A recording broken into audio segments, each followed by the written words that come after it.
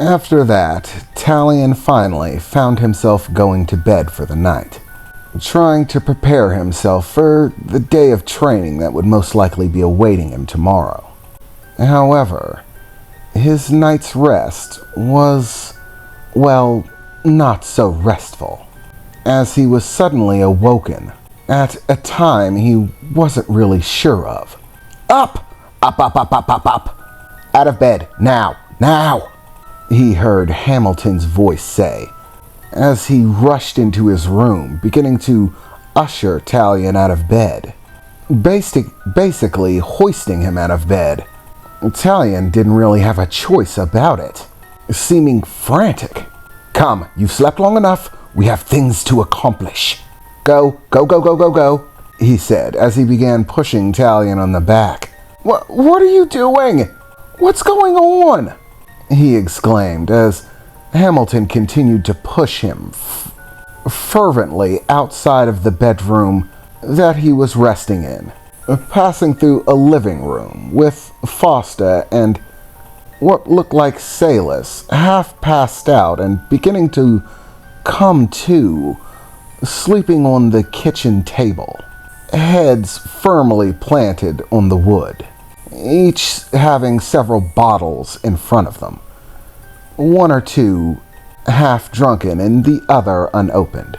It appeared as if they had stayed up late, drinking and playing card games, but were beginning to come to as Hamilton rushed through, pushing Taleon ahead of him. What's going on? Oh, my head, Salas said, as he saw Hamilton pushing Taleon, still in his night clothes, through the door into his demon vault. What the hell is going?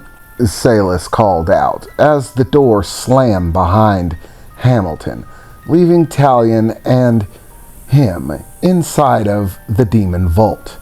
Hamilton wasted no time pushing him through the countless bookshelves and tables lined with different materials, eventually leading him around to the segment that he had performed all of the tests in before.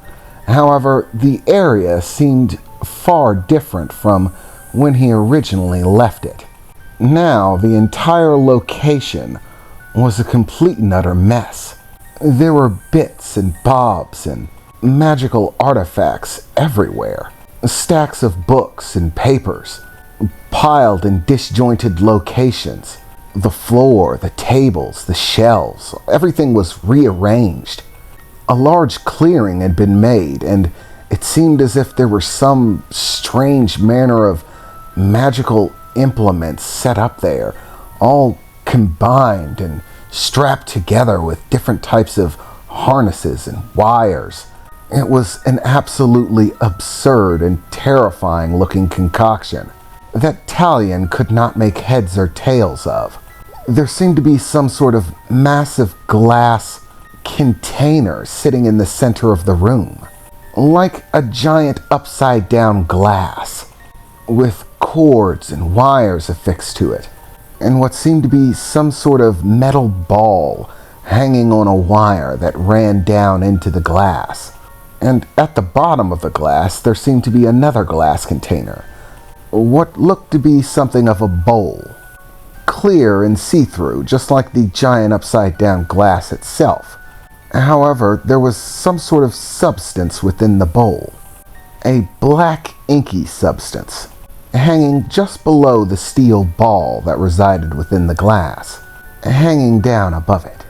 What's going on? Taleon shouted, but got absolutely no response from Hamilton, who seemed to be in a complete maddening rush. Before Taleon knew it, he was swept off of his feet, pressed into a chair.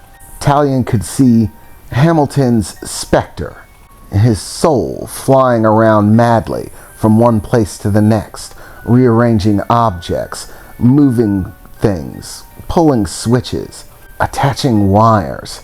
The entire effort seemed, well, insane, and Taleon had no idea what any of it was for.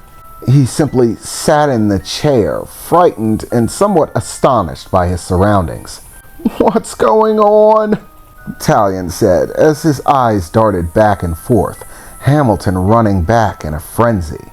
Back and forth, from one place to another, finally grabbing some sort of metal helm that had been fixed with a large number of magical artifacts bound to it, in, once again, seemingly nonsensical ways and organization.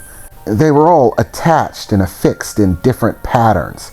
None of it made any sense to him, but without any explanation whatsoever, Hamilton rushed over, placing the helm on top of Talion's head, moving it around a bit as he did.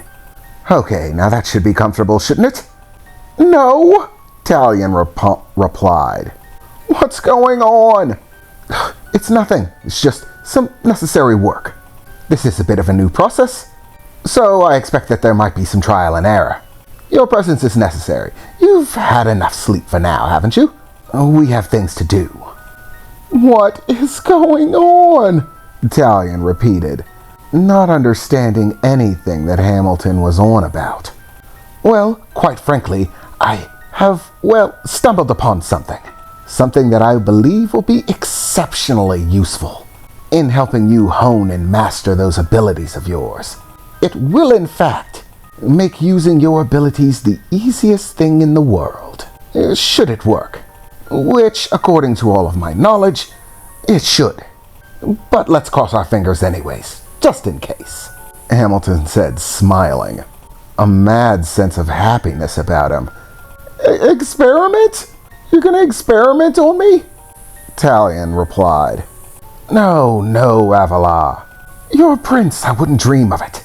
You're not the experiment, that is," he said, pointing towards the substance inside of the black bowl, contained, once again, inside of the large upside-down glass, large enough to fit a full person inside of it, standing upright.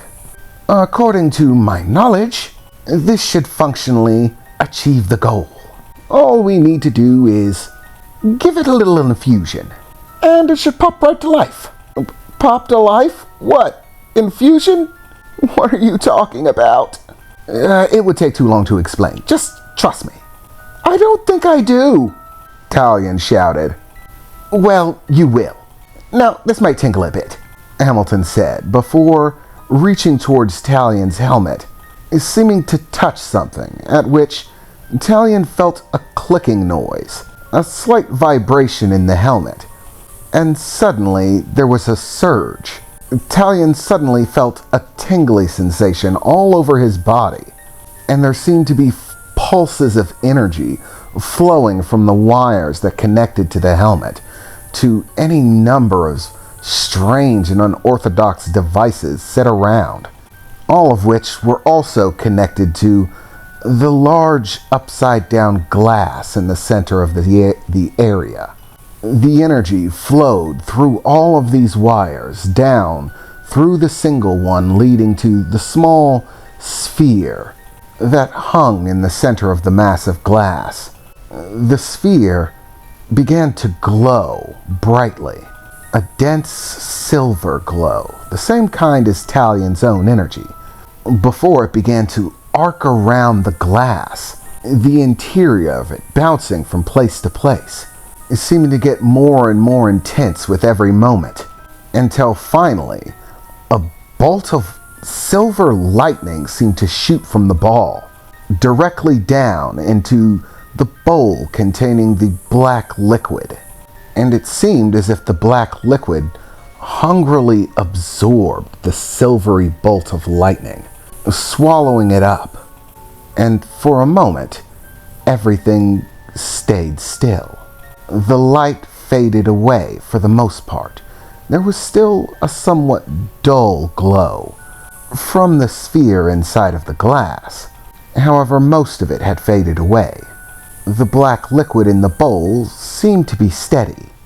That was until it lifted out of the bowl, beginning to float in the center of the glass, circling around the silvery sphere, pulsating with that silver glow, and now a black swirl of liquid whirling around it.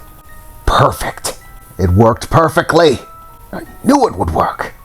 Okay, Talion, test one, Hamilton said, still a mad smile on his face. What I'm going to need you to do is focus. I need you to picture the seal for a magical spell, one that you're familiar with. Try to imagine it on the back of your hand. Picture it in your mind.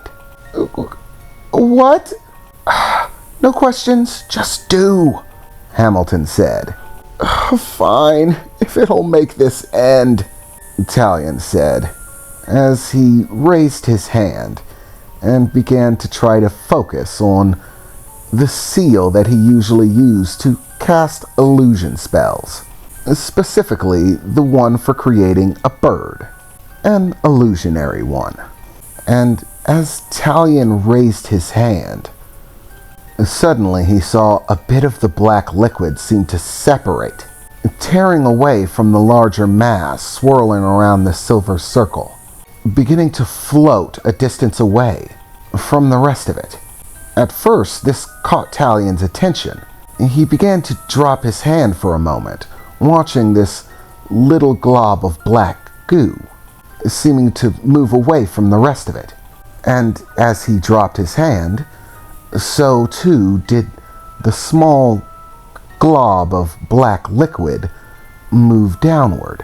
As Talion began to move more, he took into account that the liquid was actually duplicating his movement. He moved his hand up, the little bubble would go up. He moved his hand down, the little bubble would go down. Regardless of how he moved, it would simply duplicate it perfectly. No. Now, young Avalar. As I said, you have to picture the seal. We're not here for a parlor trick. Yes, it's very impressive. It's moving. I already knew it was going to do that. That is not the point of this test. The seal. Concentrate, he said, placing his hands on Talion's shoulders and looking towards the glass. The seal. Picture the seal. Talion took a deep breath, and just as Hamilton asked, he tried to picture the seal on the back of his hand, and as he did, the small globule of black liquid that had separated from the rest began to create a shape, a pattern that Talion easily recognized. It was a magical sigil, a seal, specifically the one for creating an illusion, that of a bird. What in the world? It works! I knew it would work! This is perfect. It resolves everything. The problems with carrying around materials. The problems with having to re-ink every time you need to cast a different spell. It all goes bye-bye.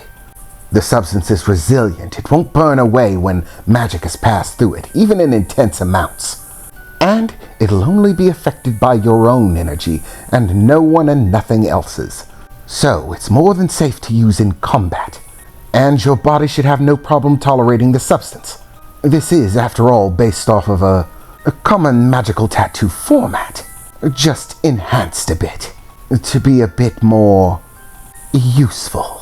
None of the substances should be harmful, so this should be a smooth and easygoing process. It's now been keyed to respond to his telekinetic wavelength. Everything seems to be functioning perfectly. What? Talion shouted. What is going on? Discovery, Talion. Discovery is going on. Breaking new ground in the magical world. Unlike anything anyone has ever done before. This will make your powers next to unbeatable, eliminating the only weakness that they had. Now, on to stage 2. Hamilton said, rushing over and taking the helmet off of Talion's head. At which point, the black liquid flowed back into the bowl at the base of the glass.